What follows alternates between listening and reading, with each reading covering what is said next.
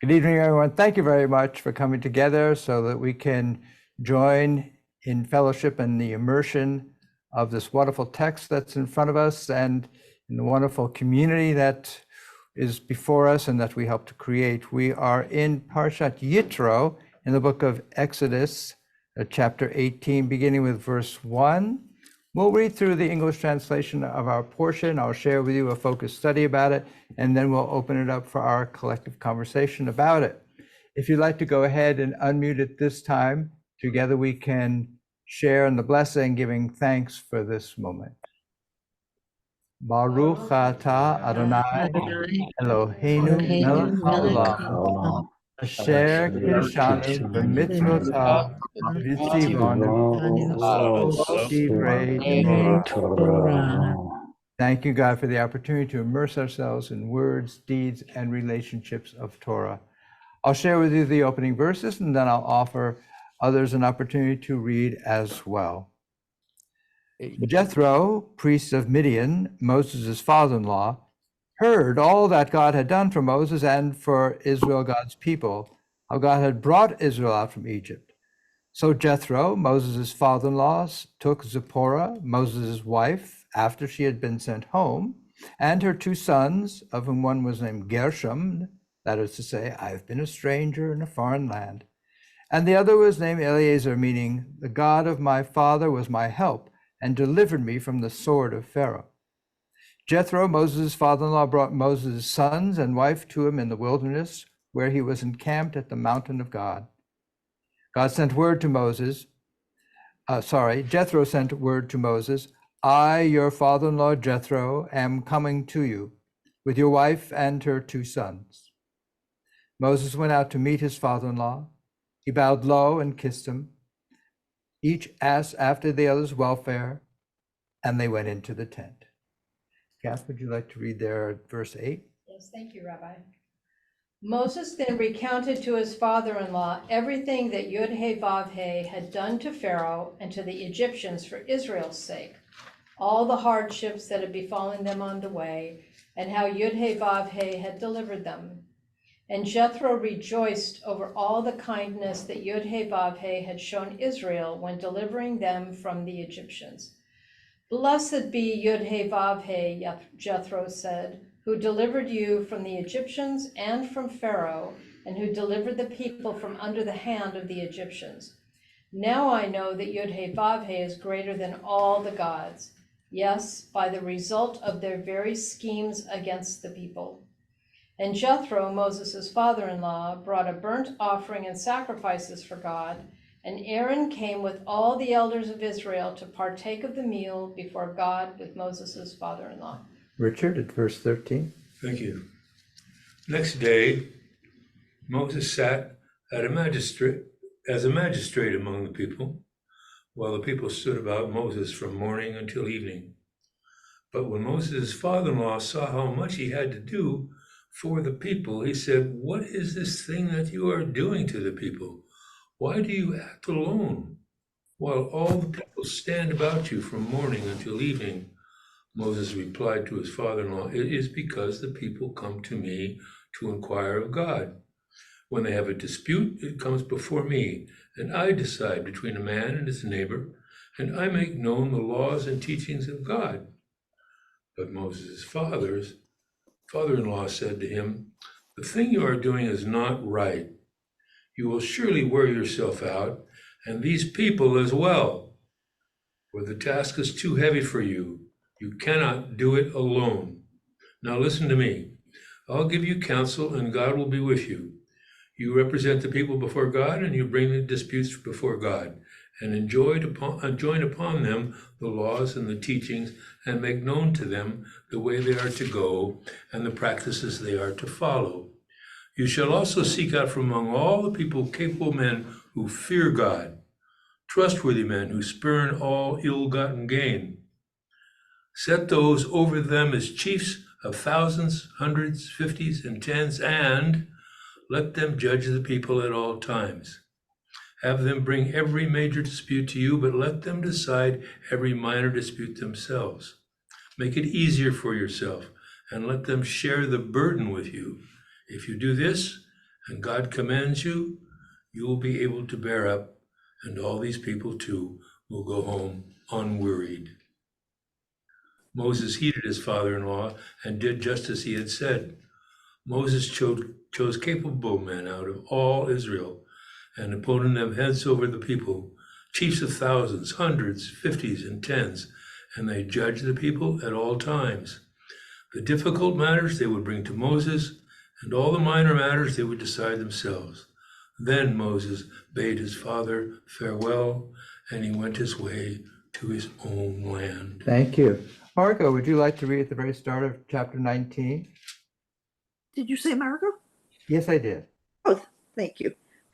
On the third new moon, after the Israelites had gone forth from the land of Egypt, on that very day they entered the wilderness of Sinai. Having journeyed from Rephidim, they entered the wilderness of Sinai and encamped in the wilderness. Israel encamped there in front of the mountain, and Moses went up to God. The Lord called to him from the mountain, saying, "Thus shall you say to the house of Jacob and declare to the children of Israel, you have seen what I did to the Egyptians, and how I bore your eagle's wings and brought you to me. Now then, if you will obey me faithfully and keep my covenant, you shall be my treasured possessions among all the peoples, indeed all the earth, mine. But you shall be to me a kingdom of priests and a holy nation. These are the words that you shall speak to the children of Israel." Thank you so much. Dave, would you like to continue there at verse 7? Okay. Moses came and summoned the elders of the people and put before them all that Adonai had commanded him. All assembled answered as one, saying, "All that Adonai has spoken we will do." And Moses brought back the people's words to Adonai. And Adonai said to Moses, "I will come to you in the thick cloud in order that the people may hear when I speak, and when I speak with you, and so trust you ever after." Then Moses reported the people's words to Adonai, and Adonai said to Moses, "Go to the people and warn them to stay pure today and tomorrow. Let them wash their clothes. Let them be ready for the third day, for on the third day Adonai will come down in the sight of all the people on Mount Sinai. You shall set bounds for the people round about, saying, beware of going up the mountain or touching the border of it. Whoever touches the mountain shall be put to death without being touched, by being either stoned or shot. Beast or person, trespasser shall not live. When the ram's horn sounds a long blast, they may go up the mountain." Thank you so much, Dave. David and Susan, would you like to continue there at verse 14? Yes, thank you, Rabbi. Moses came down from the mountain to the people and warned the people to stay pure, and they washed their clothes. And he said to the people, "Be ready for the third day. The men among you should not go near a woman." On the third day, as morning dawned, there was thunder and lightning and a dense cloud upon the mountain and a very loud blast of the horn. And all the people who were in the camp trembled. Moses led the people out of the camp toward God, and they took their places at the foot of the mountain. And Mount Sinai was all smoke because Yod-Heh-Vav-Heh came down on it in fire, and the smoke went up like the smoke of a furnace, and the whole mountain trembled greatly. And the sound of the horn was getting much stronger. Moses would speak, and God would answer him in a voice. And Yod-Heh-Vav-Heh came down on Mount Sinai at the top of the mountain, and Yod-Heh-Vav-Heh called to Moses at the top of the mountain, and Moses went up. And Yod-Heh-Vav-Heh said to Moses, Go down, warn the people in case they break through to Yud-Heh-Vav-Heh to see, and many of them fall. And also let the priests who approach Yud-Heh-Vav-Heh consecrate themselves, or else Yud-Heh-Vav-Heh will break out against them. And Moses said to Yud-Heh-Vav-Heh, the people is not able to go up to Mount Sinai because you warned us, saying, limit the mountain and consecrate it. And Yud-Heh-Vav-Heh said to him, go down, and then you'll come up, you and Aaron with you, and let the priests and the people not break through to come up to Yud-Heh-Vav-Heh, or he'll break out against them. And Moses went down to the people, and he said it to them. Thank you. And Moses went down to the people and spoke to them. And then, Robert, would you like to continue that at the very beginning of chapter 20? Yes, thank you. And God spake all these words, saying, I am the Lord thy God, which have brought thee out of the land of Egypt, out of the house of bondage. Thou shalt have no other gods before me. Thou shalt not make unto thee any graven image, or any likeness of anything that is in heaven above, or that is in the earth beneath, or that is in the water under the earth. Thou shalt not bow down thyself to them, nor serve them. For I, the Lord thy God, am a jealous God, visiting the iniquity of the fathers upon the children, upon the third and fourth generation of them that hate me, and showing mercy unto thousands of them that love me and keep my commandments. Thou shalt not take the name of the Lord thy God in vain, for the Lord will not hold him guiltless that taketh his name in vain.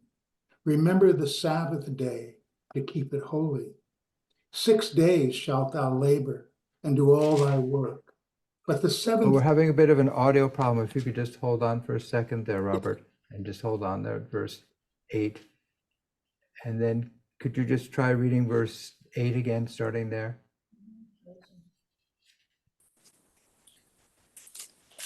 remember the Sabbath day to keep it holy. 6 days shalt thou labor and do all thy work. But the seventh day is the Sabbath of the Lord thy God. Okay, if you could just pause for there for a moment, Robert. Were other people able to hear Robert there, beginning at verse 8? I could, Yeah, we can. Yes. Breaks Yeah. down sometimes.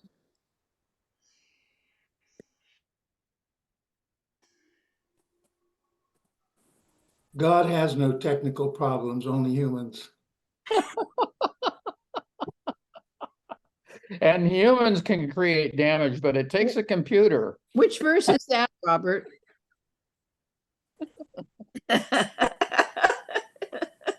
God's technical problems are people.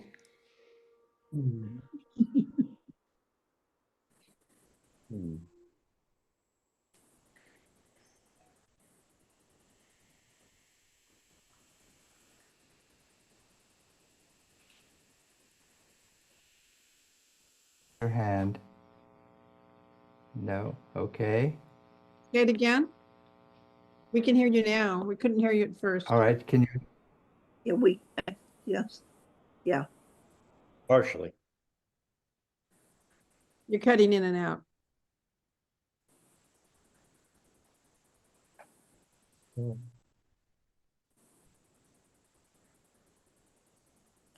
Well, we're working diligently to get us all reconnected. You can So hear you thank now. you for your patience. We can hear you now.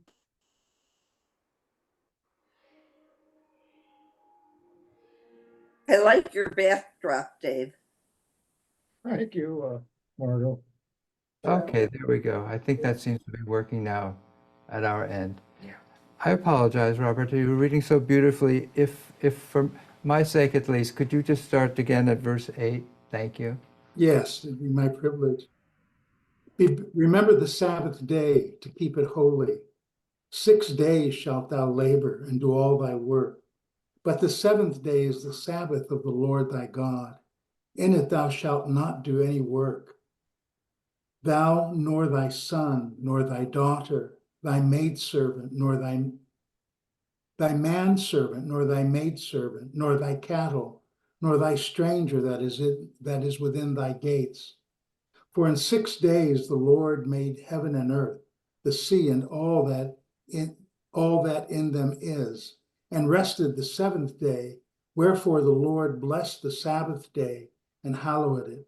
Thank you so much, Robert. Let me invite Justin, if you'd like to take over the reading there at verse 12. Thank you, Rabbi. Honor your father and mother, in order that your days may be lengthened on the length of that on the land that the Lord your God is giving you. You shall not murder. You shall not commit adultery. You shall not steal. You shall not bear false witness against your neighbor.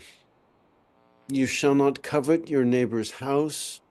You shall not covet your neighbor's wife, his manservant, his maidservant, his ox, his donkey, or whatever belongs to your neighbor. And all the people saw the voices and the torches, the sound of the shofar, and the smoking mountain. And the people saw and trembled, so they stood from afar. They said to Moses, "You speak with us, and we will hear, but let God not speak with us, lest we die." But Moses said to the people, "Fear not, for God has come in order to exalt you, and in order that his awe shall be upon your faces, so that you shall not sin." The people remained far off, but Moses drew near to the opaque darkness where God was. Thank you so much, Justin. And Marty, would you like to read at verse 19? Thank you, Rabbi. The Lord you say to the Israelites, you yourselves saw that I spoke to you from the very heavens. With me, therefore, you shall not make any gods of silver, nor shall you make for yourselves any gods of gold. Make for me an altar of earth and sacrifice on it your burnt offerings and your sacrifices of well-being, your sheep and your oxen. In every place where I cause my name to be mentioned, I will come to you and bless you. And if you make for me an altar of stones, do not build it with hewn stones, for by welding your tool upon them, you have profaned them. Do not ascend my altar by steps, that your nakedness may not be exposed upon it. Thank you. Thank you, everyone. That's our complete Torah portion for the week. If you have a copy of the study sheet, I invite you to take it out at this point. And as I began studying this week's portion, I was just trying to reflect on the climactic moment that is this week's Torah portion, which we've just shared in these final verses of readings.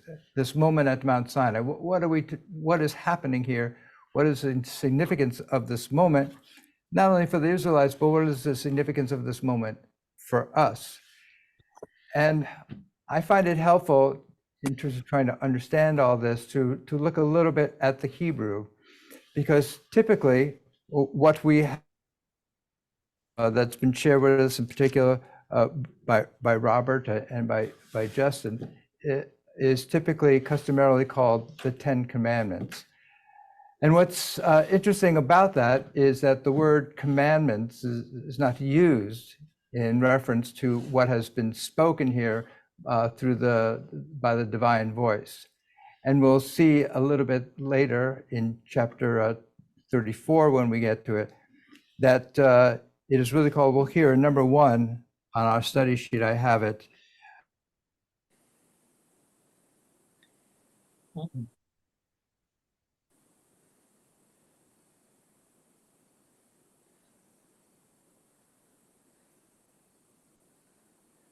Frozen.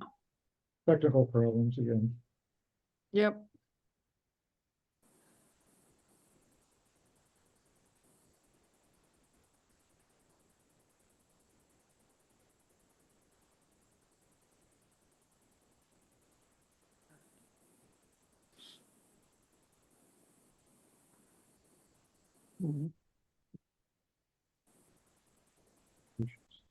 Everyone is so patient.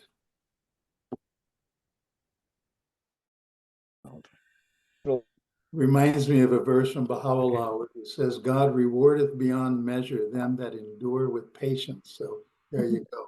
Thank you. I appreciate that, Robert. So we're looking at number 1 on the study sheet. And from Exodus 34, verse 28, he wrote down on the tablets the terms of the covenant. And then in the Hebrew, it says, Aseret Hadvarim, which can be translated as Aseret 10 and Hadvarim, either these words or these sayings or these utterances. And then if we go back to the verse that we've just read from chapter 20, it says that God spoke, daber, all these words, devarim. So rather than translating it as 10 commandments, we perhaps had better translated as the 10 sayings, the 10 utterances, the 10 speakings of God. So what's the difference between a commandment and a matter of speech? So that helps us if we look at number 2 here on the study sheet, which is from the Talmud. It's actually from Pirkei Avot, a section of the Mishnah. And there we read, with 10 utterances, ma'amarot, was the world created. Well, what are these 10 utterances that created the world? Well, that's referring to those the number of times within the story of creation where it says God said and aspects of creation came into existence. God said, let there be light. God said, let there be an expanse in the midst of the water. God said, let the water below the sky be gathered into one area. God said, let the earth sprout vegetation. God said, let there be lights in the expanse of the sky. God said, let the waters bring forth swarms of living creatures. God said, let the earth bring forth every kind of living creature. God said, let us make Adam in our image. God said, see, I give you every seed-bearing plant. And number 10, God said, it is not good for the Adam to be alone. I will make a fitting helper. So this notion about speaking gives the sense that speech, utterance, is an act of procreation, an act that brings new things into existence. And this notion of 10 utterances becomes developed within Kabbalah and within the Hasidic tradition in particular, where this sense of utterance, these 10 utterances, is a creative, procreative dynamic that is constantly ongoing, not something that just happened at one historic frozen moment in time, but something that is constantly happening and is constantly sustaining a life here on earth. So speech, in that sense, becomes a creative act in the sense of bringing something new into the world, something perhaps that's never existed before. It's creative in that sense, which brings into kind of a tension between that aspect and the notion of an authority figure now setting laws and standards which are to create rigid definitions, norms that are to be obeyed, price of some kind of punishment. So there's some kind of tension here between, if you will, law, which creates boundaries, and procreation, which gives birth to new possibilities. So I want to explore a little bit about that nature, that tension, and to see at least one point of view about what possibly might be going on here at Mount Sinai that's other than what might be called the giving of the 10 commandments. So if you have your study sheet, I invite you to turn it over. So up to this point, we've been looking at, well, what has the divine voice been doing? Has it been giving law and instructions and creating norms and barriers and standards? Or has it been doing something that's like giving birth to a child, birth to new life? Now we're going to spend a moment to look at, well, how have the people responded to that voice? So that's what number 3, we have our verse that we've just read. All the people saw the thunder and lightning, the blare of the horn, and the mountain smoking. The people saw and they trembled.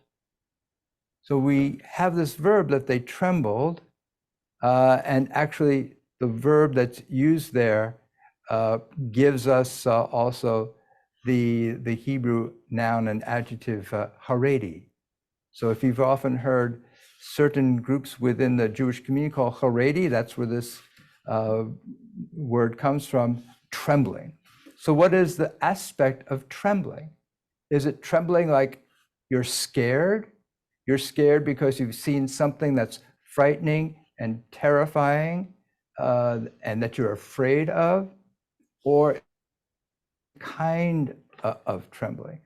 So the text itself doesn't make it clear. It doesn't say they trembled because they were scared of this great power that appeared before them and held the power of life and death over. We have to interpret and understand for ourselves what's happening here. And there are many different ways to do that. I just want to share with you at least one line of tradition that takes us in a direction that I think will be interesting and that interests me. We have here in our portion in number 4, Moses said to the people, "Do not be afraid, for God has come only in order to test you." And I believe it was Robert in his reading who lovely had the word exalted, I think. It's come to exalt you. And that sense of exaltation, of exalting, is in a sense what some of our commentary is encouraging us to read testing as. Testing, not in the sense of giving someone an exam, or testing in the sense of putting someone to a trial of tribulation to see how they're going to fail or not. So Rashi says, this word that's used here for test, nasot, is really an expression of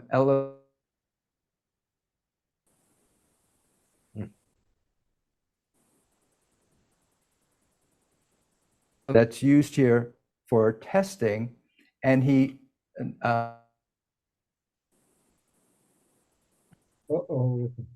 Rabbi, you're going in and out. Right now you're out.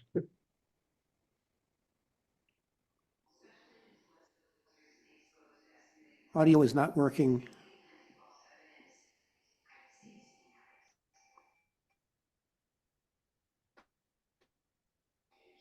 Both the video and the audio is frozen. Yeah, he's rebooting that or something. I think this. Now it's dark, like the cloud on top of the mountain.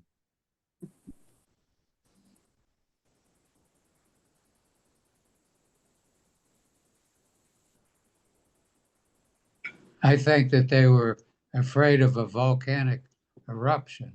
In fact, I've read stories that all of the plagues in Egypt were when Mount Vesuvius exploded, and when the Nile turned into red, it was really volcanic dust that fell down, and then it disrupted the ecosystem, and that's why there were so many frogs that overtook. Yeah. So, yeah, I guess you can have an alternative explanation based on modern geology.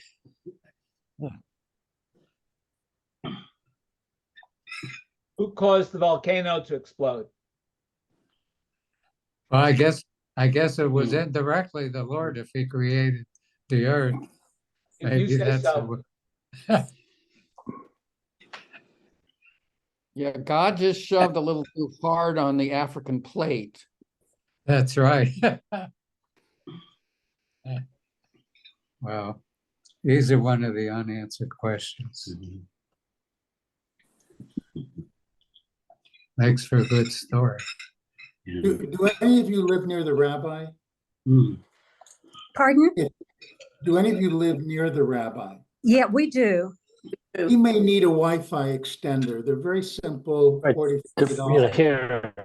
Plug them into an AC outlet. You see, and they're probably having a. Is Well, I it think what he somewhere does- at the east He's on side? the east. He's on the east side today. Yeah, Here. when he gives it from his home, I think it's a lot better Yeah. because he has a Oh. good Wi-Fi connection.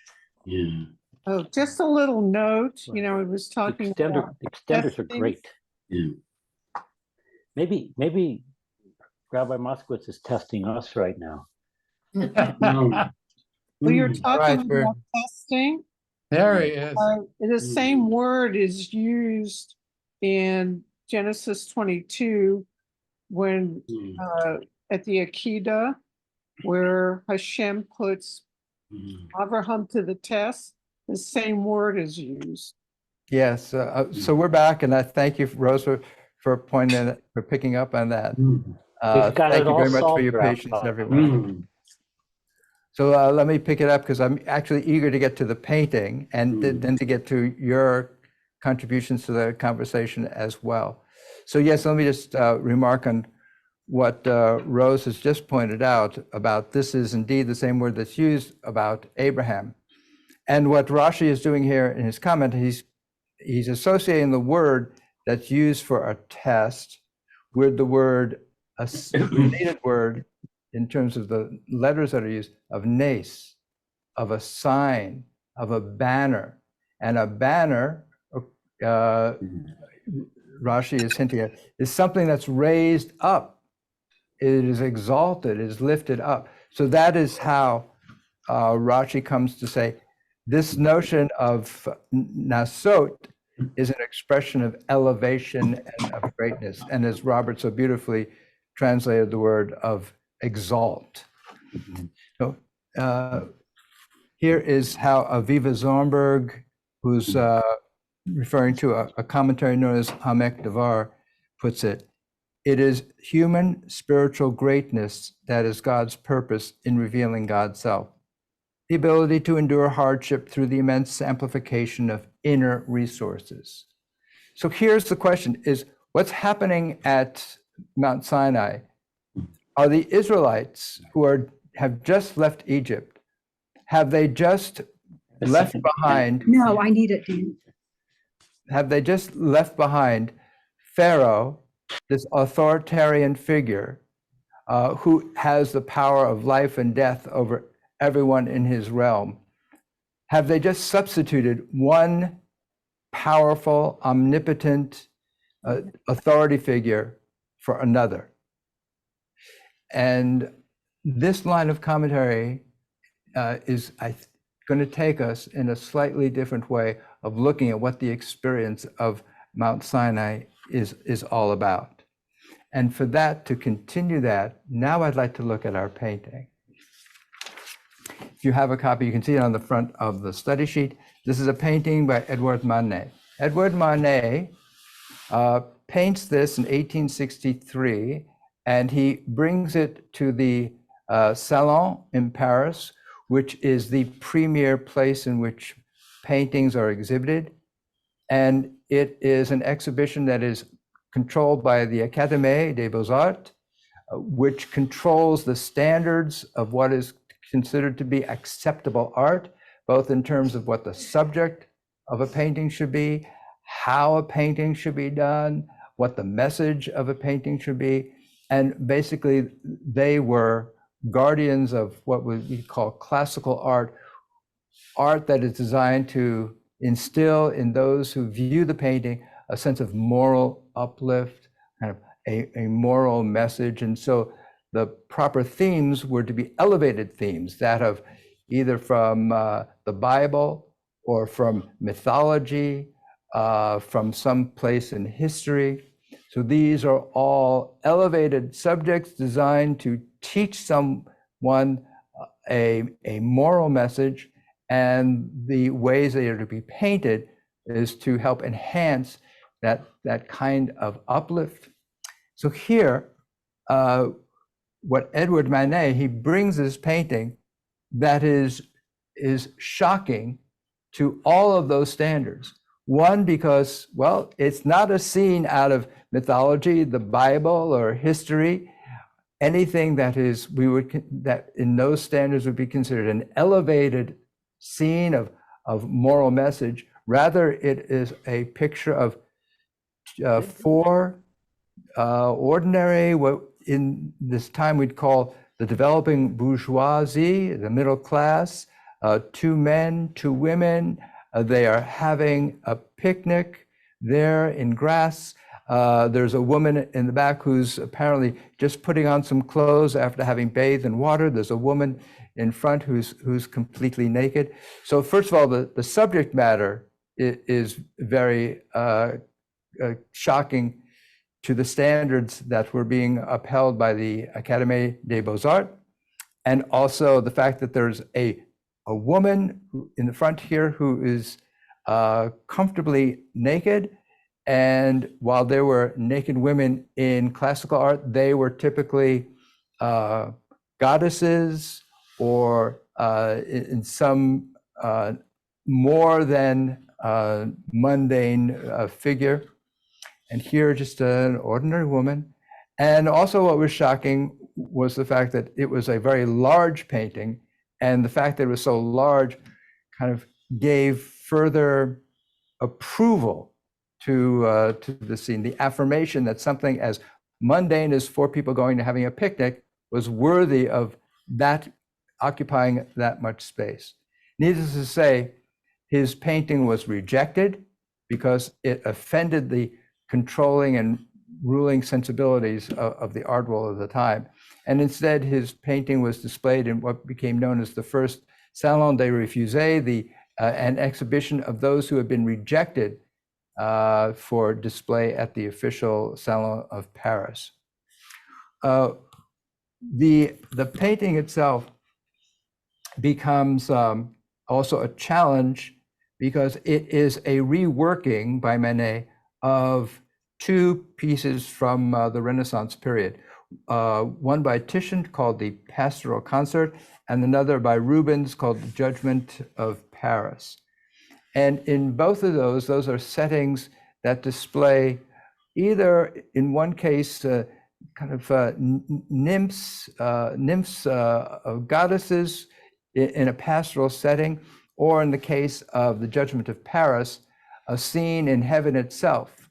The Judgment of Paris is a story where there's a wedding taking place between a god and a goddess within the Greek heavens, and there's an argument that breaks out about who's the most beautiful woman there of all the goddesses, and they decide to call upon the human Paris to be given the opportunity to decide who's the most beautiful of all the women.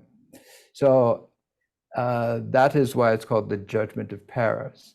So here, what Manet has done is he's taken a setting that was originally set either in heaven or in heaven with gods and goddesses, or in some pastoral setting that involved some non-human type beings, and he has turned it into rather an ordinary scene with ordinary people in an ordinary bucolic setting. And that was perhaps the most shocking thing of all to the standard bearers of art in mid-20th century, mid-19th century France, that something as ordinary as 4 regular human beings having a picnic was worthy, could be considered worthy of being displayed in an official art setting. So this scandalized the Guardians, and not only that, what Manet was insisting upon was basically, he was saying, I'm no longer going to be a messenger, I'm no longer going to be a vehicle to convey the message and the aesthetic standards that are handed to me by the controlling authority. I'm going to paint what I see. I'm going to paint it how I want to paint it, and I'm going to convey whatever message I want to convey. In other words, he was saying, what's important is not the external authority that you, the Académie des Beaux-Arts, represents.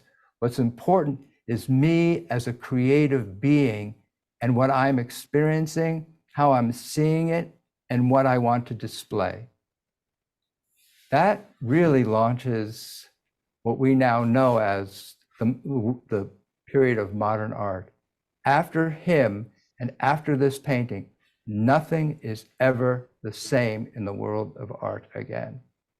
And that goes not just for what appears on the canvas, it also goes to how art is exhibited, how it is marketed, how it is sold. In other words, it launches what becomes a democratizing of art, both what is painted, how it is presented, how it is marketed, and how it is sold. And right on the heels of what Manet has done, become the Impressionists. And the Impressionists take all of what Manet has done here, and they now launch a movement that epitomizes these different aspects. That what's important is not what I'm being told by some external authority as what's proper, either in terms of subject, style, or presentation, but what I, the artist, am experiencing, and what I am seeing, and how I want to share it with others. And of course, it's also the Impressionists are the ones who completely overturned the way art was not only exhibited, but also sold. It's with the Impressionists that we have the development of what we now know as art dealers, which didn't exist before. So this really marks a revolution in art in all kinds of ways, and it really begins with this painting. And so Manet's basic message here seems to be, in this scene, in this setting, this becomes a site for him, if you will, of transcending the authority from the outside and elevating the authority from within. So that's what I'd like to explore in just the next couple of minutes, and then we'll open it up for our conversation.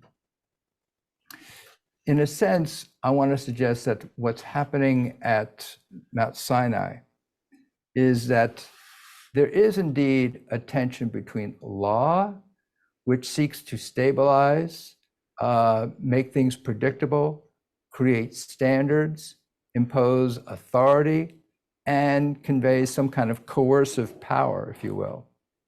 So there's a confluence between that aspect of what's happening at Sinai, and then another aspect, which is represented by those utterances that we talked about just a moment ago, which has to do with creativity, of shattering the old, bringing in something that is new. It is creativity, subjectivity, and a sense of shattering.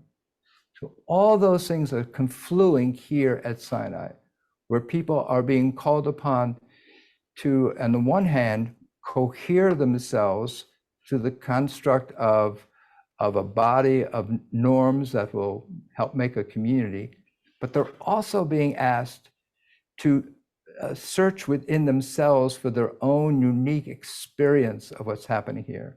So we have a lot of midrashim that talks about how 600,000 people were there, and 600,000 understandings of what was happening was being shared.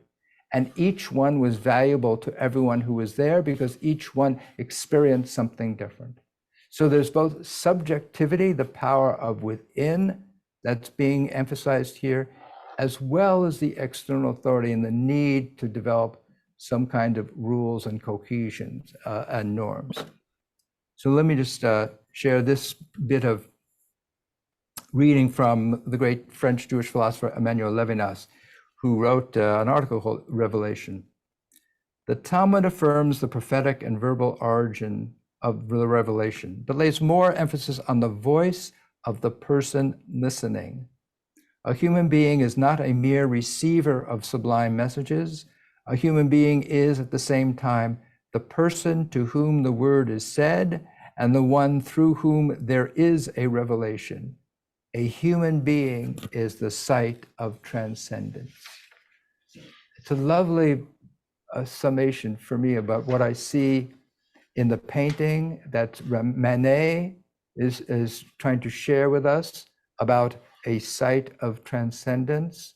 And also I think of what's happening at Mount Sinai itself. This summoning people to their creative best at the same time as they are being summoned to their social cohering best. And with that, I would love to see what and hear what you experienced in the course of our reading and looking at the painting. So I'd love to call upon you. Let me call upon Sherry and Steve, then Mark, then Catherine and Rose, and then others who may raise their hands as well.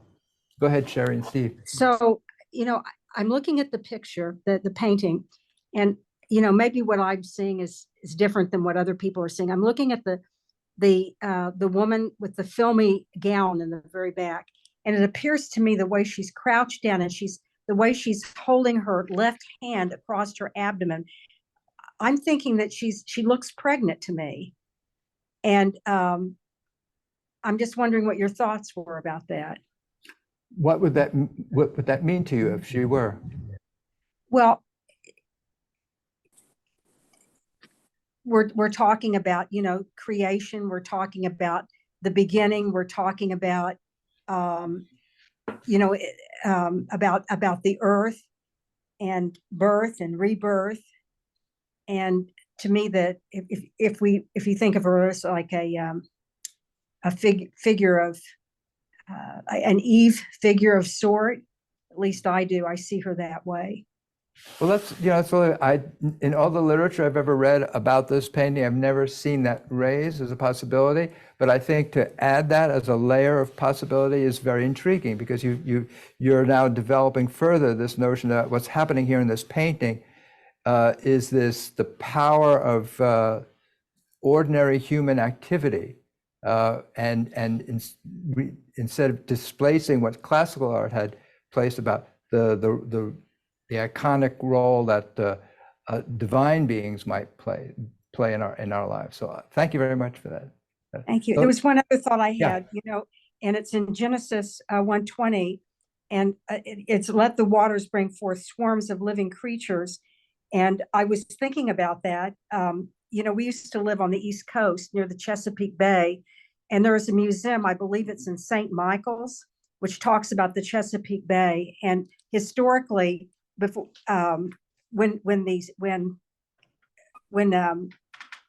when people came out there, non-native people came out there to the Chesapeake Bay, there were reports of people literally scooping up with their hands, just all kinds of creatures, fish, enormous fish and crabs and all kinds of creatures. And of course, now it's so fished out and so depleted, but at one time that's what it looked like.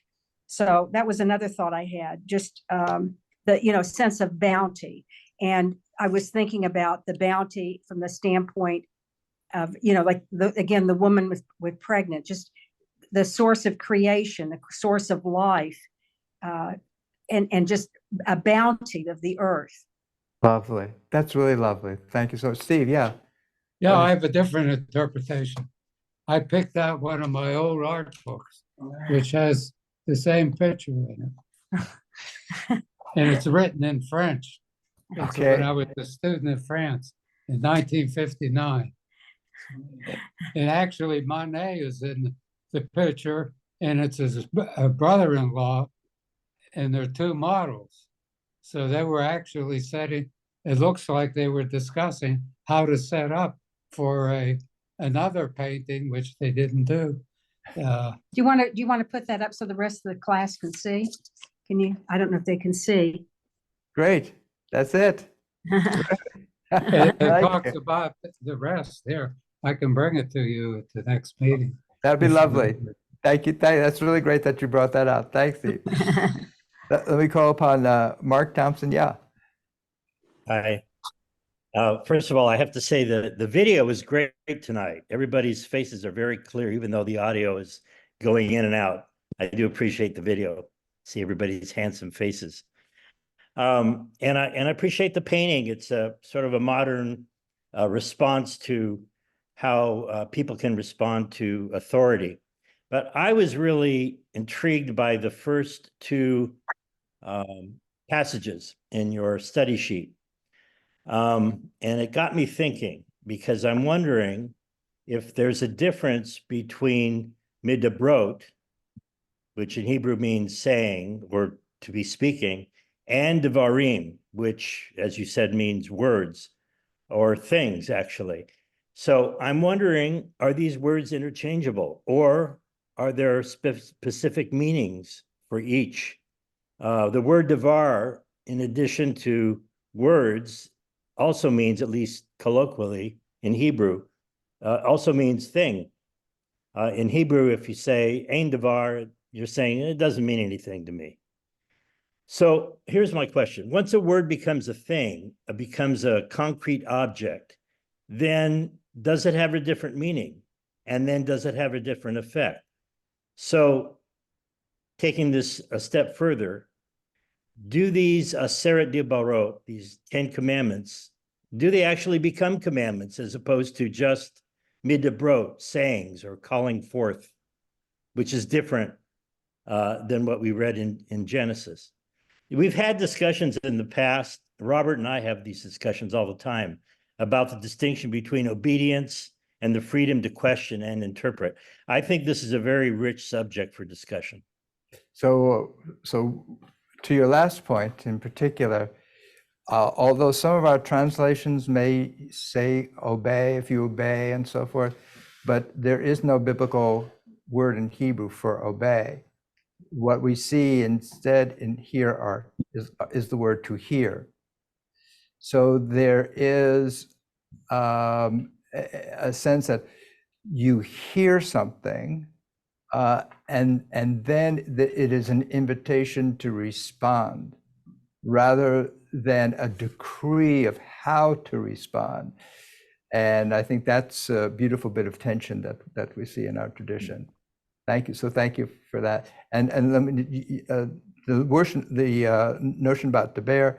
So of course the word deber, devarim, devarot, these are all based on the same root word. And what we'll notice is that the Mishnah talks about the amarot, the sayings God said. So that's a different Hebrew This is word, the same one. amar. So there's a sense in which to use the word amar is a little bit more informal, actually, than the word deber. So that's what I thought. Yeah. Thank you, Bob. Thank you for that. So let me call upon Catherine, and then Rose and Robert, and then I see a bunch of others, which is lovely. Catherine. Thank you, Rabbi. I have two thoughts. One is about the painting. In some ways, I see these women figures as ambiguous figures, sort of positioned between this modern moment and the classical art, because their figures are illuminated in a way that in classical painting you would have figures illuminated. So one can imagine them. What's different is the pose. In other words, they're posed in a more sort of ordinary way, but nonetheless, they sort of, I guess, for me, transcend the moment of the painting, that their figures are illuminated. The other thing that I just was puzzling over was in the Parshat, in 20 verse 4, this command, this commandment not to make yourself a sculptured image or any likeness of what is in the heavens above or on the earth below or in the waters under the earth. And so I was thinking about that in terms of a definition of art. that that art, perhaps we can make a likeness, but it's the worship of the likeness that is the problem. And that may seem kind of mundane, but anyway, it occurred to me that there is the possibility for art. Lovely. So let me, quick thoughts about both of the things that you raised. First of all, about the women, in particular the woman in front. One of the ways in which Manet scandalized his the proper world, if you will, in Paris at the time, was that he would paint nude women who would be staring directly out at the viewer without any sense of shame. And that's what she's just looking straight at us. She's the one who's engaging us with her eyes. Yes. And so there's that level of discomfort, perhaps for some, a sense of challenge, a sense of claiming a place here on earth without any degree of apology whatsoever. So that's quite compelling. And then the other notion that you had about no graven image, you know, there are a lot of reasons why there were no famous artists, Jewish artists, until the modern period, not the least of which is that in order to become professionally an artist, you had to be accepted into a guild, you had to be able to buy the materials, you had to have patrons and so forth. And of course, Jews, as essentially an oppressed or second-class people, didn't have access to that. Still, I find it rather fascinating that the first really well-known successful Jewish artist in history is one who is part of a movement in which the human figure increasingly becomes fuzzy and dissolved and less realistically represented than imaginatively presented. And of course, that's Camille Pissarro, who becomes really, he and Monet become the founders of the Impressionist movement. So thank you very much for bringing all that to the front as well. Let me call upon Rose, and then Robert and Norm. Yeah, Rose. Thank you, Rabbi. Two things, I'll put it in the chat. I think that Velázquez actually preceded Manet in the sensibility of, you know, like it's the fifth wall, you know, the woman is looking out directly at you. It's like, you know, you like what you see. But in Las Meninas, which is one of Velázquez's most famous paintings and which has been copied and studied by people like Picasso, the artist is looking, has a primary part painting and is looking directly out at the audience. He's there by his easel. And he's saying, yeah, you know, you've, the king and queen have hired me to paint their daughter, to paint the Infanta, but I'm equally important as all these people who were, you know, going on. I may be an artist because of at that time, if you were a musician or an artist, you were just like, you know, kind of a serf, and, you know, so I thought that was interesting. The other thing I want to mention is in the text. If you look at the first commandment, it doesn't say, I am the only God. It says, I am the Lord your God, and you shall have no other gods before me, which seems to imply She's got a tabby cat. That there could be other gods. But as for you, Bnei Yisrael, I'm your God. So don't go two-timing me with other gods. It really leaves, so that concept of a universal God is nowhere in this. It's, I am the God of Bnei Yisrael. I am Yahweh, or, you know, before that I was El Shaddai. Now I would become Yahweh. Yeah. So that kind of brings back a conversation we had just very recently about this tension in the Jewish tradition between particularism and universalism. And there is a sense in which this is a nation that is being birthed, as opposed to in Genesis, where all of creation was being birthed. Here, a particular nation is being birthed, and how that relationship between all of existence and a particular existence, to be honest, that relationship is still being worked out, but it's being emphasized here for sure. So thank you very much for that. Let me call up upon Robert, and then Norman, and Jay, and then Wendy. Yeah. Norman, yeah. Norman, you my want to share turn? with us? Yeah. Okay, yeah. The painting, the Monet painting, really got me thinking. It's amazing the way he threw down the gauntlet to the powers that be in the artistic world and said, we are going to create, we are going to break barriers, we're going to explore, despite what your sensitivities are and despite what your rules are. Going back to our Parsha, it's interesting that we juxtapose Jethro's telling Moses, you can't do this by yourself, with the giving of the Ten Commandments. Jethro was saying, not only can you not do this yourself and that you don't have time and you'll wear yourself out, but you need other people to interpret law. It can't be just you.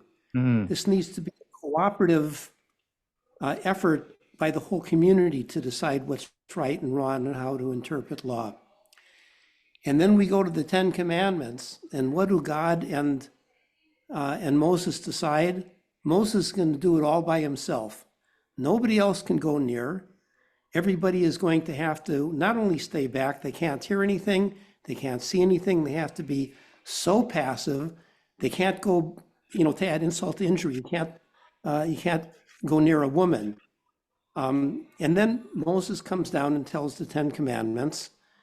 By tradition, this is the second edition of the Ten Commandments. The first ones got broken.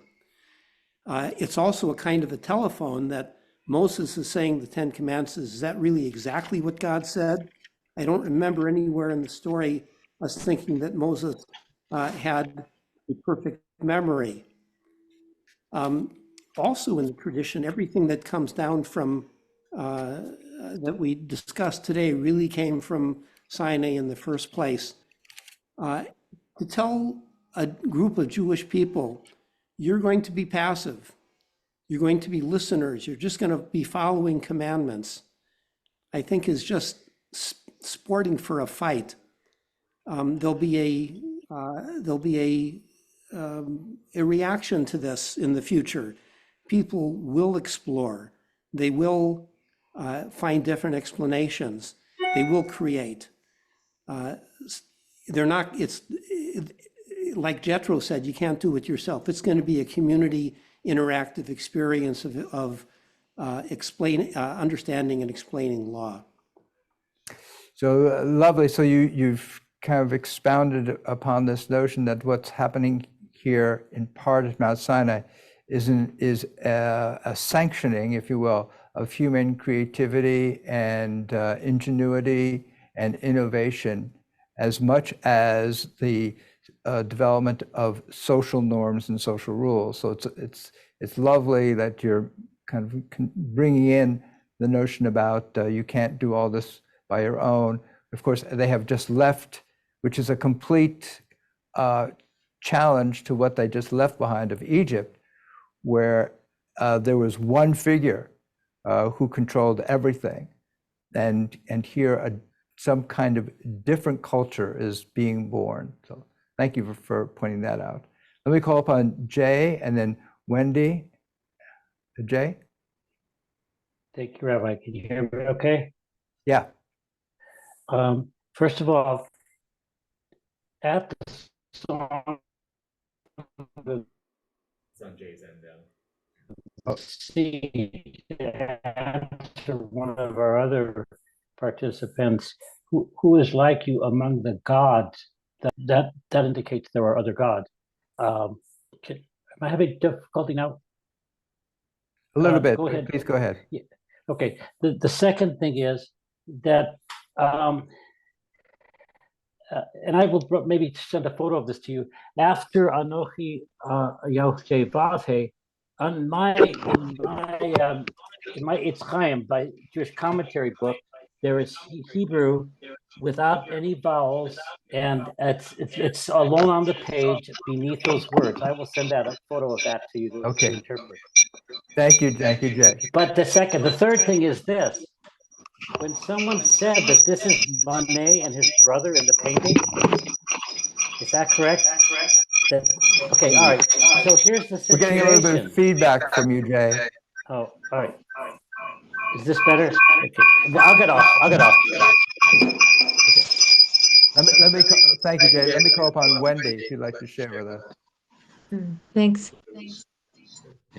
I was taken by the woman in the background as well as you as well. I saw it more as a womb, the way she was, like almost as a womb, and in the background, almost in that transcendence around her, almost like the womb in symbiotic fluid. It was like this white liquidy feeling around her, and I found it fascinating that I got taken by this painting, and that the landscape was kind of defined, but not really. And the people who were quite defined was this woman looking out so casually, but yet so thoughtfully with her hand on her chin,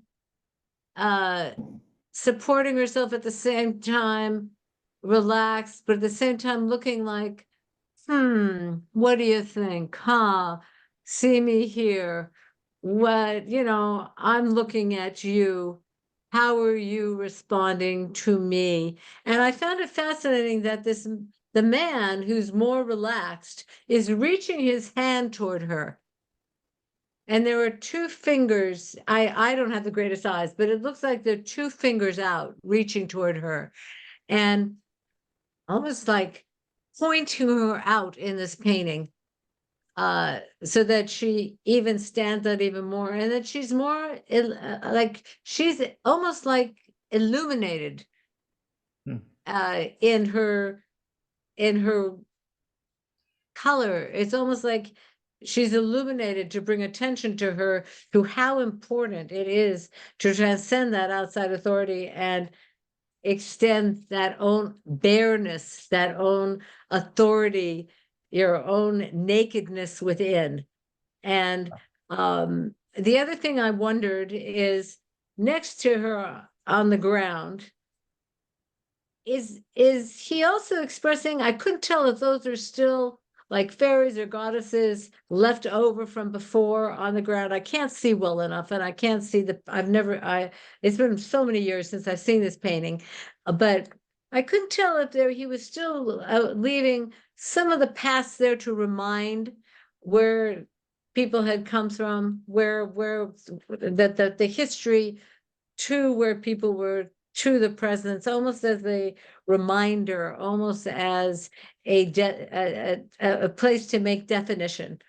And when I looked up this painting, I got so fascinated by it. I looked it up, and I couldn't see that, but they said, I mean, I only read a paragraph on it very quickly because I didn't have enough time, but it said that these possibly could be fairies or whatever on the ground there.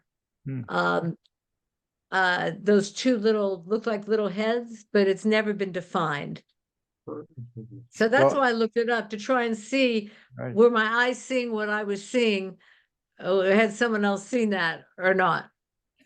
So Wendy, first of all, I love to use the word illumination. It's a word that Catherine used in terms of how in classical painting, the figure would be illuminated as if from some divine light. And here, what you're suggesting is that she is being illuminated, but she is being illuminated in terms of either human engagement and relationships or from within herself. And she is certainly, as you have emphasized, she's directly challenging us. by her unapologetic, just staring straight at us. And it is for those who are uncomfortable with the naturalness of it all, that she becomes a challenge. The challenge being, in our own human nature, we are powerful. And even the most ordinary among us. And that really becomes the clarion call, if you will, of the Impressionists and those who come after them, that the most mundane, the most ordinary among us constitutes great power and great sense of challenge and, if you will, a sight of transcendence, which is what the theme of this study sheet is. So thank you for all that. Let me call upon, I think, Robert. Oh, and let me call upon Kath, and then I'll call upon Robert, and then Marty. Kath. Thanks. I was fascinated with the painting in the, this is I'm looking at it again, but I'm tying it into what was being said about this painting was the shift. Was this painting going forward, everything changed. So what I'm looking, we're really focusing on the woman, but what caught my eye was the guy on the other side is holding his hand out like he's in the middle of a conversation with them, and the other two are interrupted and looking out at us or looking at Manet. But it was almost like this conversation was interrupted at this point of transition and transformation. And that Manet is the one that is creating this transformation by this art. So it just seemed like another hidden aspect of it that I hadn't seen before. Thank you. Okay. Thank you. Thank you. And let me call upon Robert and then Marty. Thank you. Thank you again for a lovely evening. I want to take us back to the scripture 18:7, and Moses told his father-in-law that the Lord had done unto Pharaoh and to the Egyptians for Israel's sake. And here's the part I want, And Moses went out to meet his father-in-law and did obeisance and kissed him, and they asked each other of their welfare, and they came into the tent. So Moses has just led the people out of Israel. He has demonstrated a greatness and a power that is beyond human power. And what I loved about this was the humility he showed. Because no human being, as I understand it, can aspire to his full potential, to as good as one can be. And I'm going to avoid the word greatness because for me, that belongs to the manifestations and God. But without humility, I don't believe we can ever acquire it. And here is a lesson right at the beginning of greatness, humility, an example for all of us. And then what comes immediately thereafter? Purity and faith. A recipe, no matter what our belief, how we believe, how we look at law. Because I think you all know how I view law. To me, law is a form of freedom. But the important thing is for me to look at this initial part and say, here's a prescription for living for all people. Yes, if you want to be all you can be, aspire, but be humility, have purity, pure, kindly, radiant heart, character, etc., and courtesy. Because we don't have courtesy, we're not really fully human, as I understand it, because it's a quality that animals cannot acquire. And with regard to the photo, who was it that said something about pregnant? Was it Sherry? Somebody said it looked like— Yes, it was me. I thought it was far afield, but and then the word birth keeps coming up, right? And I thought to myself, well, this fits exactly with what the rabbi said, because this picture gave birth to a whole new approach to art. And by the way, in the middle of the 1800s, there was an explosion of what? Of literature, science, technology. The world changed. In Iran, you would not look at the king in the eye. In Japan, if you looked at a samurai, they'd take your head off. Those days are gone. In the middle of the 1800s and on, there's been such an explosion, and this is the beginning of it. But even in medicine, try and find a general practitioner. There's so many specialities. So it's an interesting confluence of the old and the new, and how an example of the imperfect, which is constraint, can give birth to freedom, which we see in the sciences, the art, literature, thinking, democracy. And world peace wasn't even thought of seriously till about 1880 or so, group of Europeans. So, there's been a lot of talk about this picture, but I think you all sewed it together. I just put a different name on it. Robert, I thank you also not only for taking us back into the painting and what you got out of it, and then also taking us back to the beginning of our text and that image of Moses going out to meet his father-in-law. And what a shocking contrast that scene is from what the Israelites have just left behind. If you could imagine Pharaoh getting up out of his throne and going down from the throne to greet someone. No, everyone came up to the throne, and you only went up to the throne if you were called forward. So the idea of this great liberator, Moses, who's now the head of his people, leaving his seat of power, his tent, and then going out to meet us, very powerful statement about what we have left behind and what we are becoming. So thank you for bringing all that together. Let me call upon Marty and Richard and Dave. So Marty, go ahead. Yeah, in comparing picture on his end, yeah. The way I look at the painting and its message is that the Academy was establishing rules for what was acceptable art at that time. If you followed the Academy, then you were doing acceptable art. And if you went outside of their rules, obviously you weren't doing things that were permissible. So in a sense, a euphemistic way of describing that is the Academy was establishing the black lines that you don't go over. You paint in the lines, and if you don't paint in the lines, then you're outside the lines and you've broken the rules. The interesting thing about the Parsha is that while we can debate whether or not we're talking about commandments or words, when God says something, you and I can say things and we can accept it or not accept it, but when God says it, you got to pay attention. So then that's why obviously we've turned it into commandments. But so the Parsha establishes the black lines that we're not supposed to go outside of. And the painting, it breaks those lines. And that's the way I view the two. Nice, very nice. Thank you, Marty.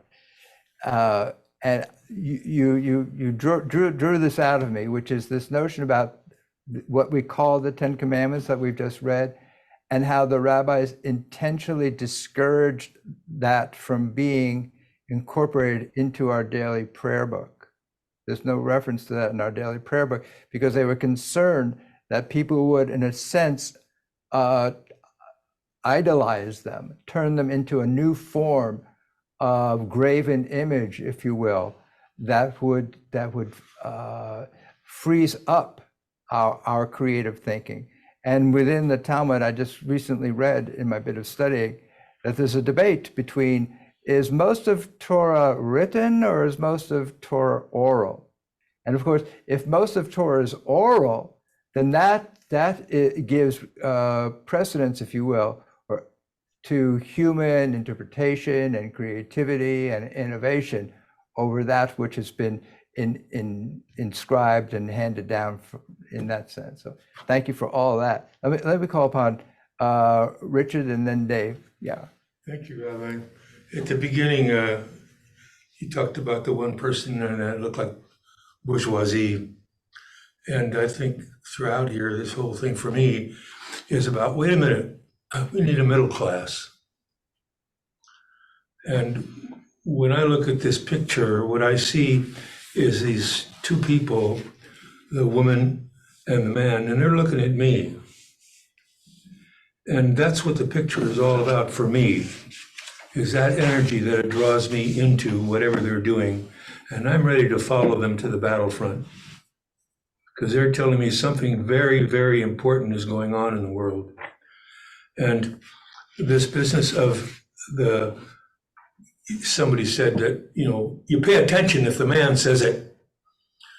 And we talk a lot about, what does a word mean? Well, the Cheshire Cat and Wittgenstein both say word means what I want it to mean.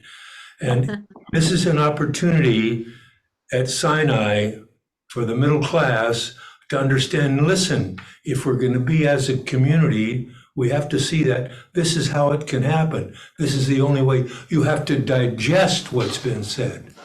You're not going to do it because I say to do it. You're going to do it because it makes sense. That's how you can be one body. And we're still struggling to learn that. But the last time, when I look at those two people looking at me, the whole business of me as a person, as a body, as a thing, and this painting as a thing disappears. And there's a connection there because it talks to me and I get to get some understanding of what this painter is trying to get me to digest in this world.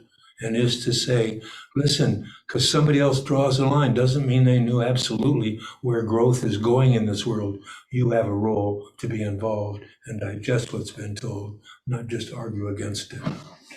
And Richard, here's one thing that you got me to think about. I mentioned earlier that one way of viewing what's happening at Sinai is a confluence of law and art, of creating distinctions and of narrowing possibilities on the one hand, and of expanding possibilities and bringing new things, of shattering the old and bringing new things into the world. And each of those, law and art, rely upon different forces of power in order to make their way in the world. Law relies upon a coercive power, and art relies upon a persuasive power. And these are both dynamics at work here. And sometimes one prevails over the other, but certainly with Manet and the painting, he is shattering and throwing the gauntlet down, if you will, and ends up shattering the coercive power of the artistic establishment, and takes the bold step of saying, I'm not going to listen to that anymore, as Marty said. And what I have to say, what I have to focus on, my contributions are elevated, and it does become revolutionary. And it's fascinating to see some of these dynamics at work here, of the birth of this nation emerging out of something that was more narrow, more constrained, and more hierarchical and more authoritarian in terms of what we call Egypt. Let me call upon Dave. Okay, I'm looking at the painting again, Luncheon on the Grass, and I see two gentlemen, fully dressed, formally dressed, involved in a very intensive conversation. And it looks like the gentleman on the right, he's trying to make a point to the gentleman on the left, whereas this is so intense, the woman is ignored. And she's trying to figure out some way to get their attention so they can enjoy their luncheon. So she disrobed and she's sitting on her dress, you can see. And she did that to 2 days outside the restaurant breakfast. get their attention. So, I had never seen it that way, Dave. I really appreciate that. And what I also see is that where is the source of power emanating from in this painting? For me, anyway, the source of power is that woman in the foreground. Her sense of no apology for who I am and what I'm doing. And she is just exuding this illuminated, to use Catherine's term and Wendy's term, this illuminated presence and power, which then becomes a source of challenge to all of us. So it's just a fascinating painting. I want to thank you all for kind of highlighting aspects of it. Yeah, Dave. What is the left hand of that man? It looks like that one of the things you use when you're riding a horse, I guess, a whip or something. Can you see Could what be a that? crop, could be a walking stick, not really sure. Yeah. So if those of you haven't already done so, I encourage you to also take a look at Titian's pastoral concert and Rubens' Judgment of Paris to see how this painting is a reworking, a reimagining for contemporary times with the contemporary sensibilities and making a statement about what the present now is going to be made up of, as opposed to a period paintings from the Renaissance. So I invite you to do that. Rabbi, could you put those in the chat? I might not have time before I have to wind up, but it is the Pastoral Concert by Titian and Judgment of Paris by Rubens. I want to thank each and every one of you for helping to make our time together a wonderful site of transcendence, where we overcome our own individual limitations by engaging with one another and creating a greater communal sense of what is possible, different perspectives. I think that is what Torah is encouraging us to do. That is what the commentaries about what is happening at Mount Sinai is telling us to do, that it is not merely an authoritarian decree from above, it is also a shattering of each individual with their becoming aware of their own powers. And to go back to what's in our study sheet, that is ultimately what the trembling is all about, I think. It is a trembling of becoming aware of something to the world, to contribute something to an insight and understanding of the world, that they're no longer slaves merely following the orders that they've been given from above. They are now free people, not only with the opportunity, but with the responsibility for searching out their insights and sharing those with everyone around them. And that's what all of you do in this moment when we're together, and I know it's what you do in your lives generally. I want to thank each and every one of you for each one of you being a site of transcendence. God bless you all. Look forward to our next gathering. Be well, everyone. Thank you. Thank you. Thanks to all of you. Thank you. Thank you, Rabbi. Thank you. Thank you.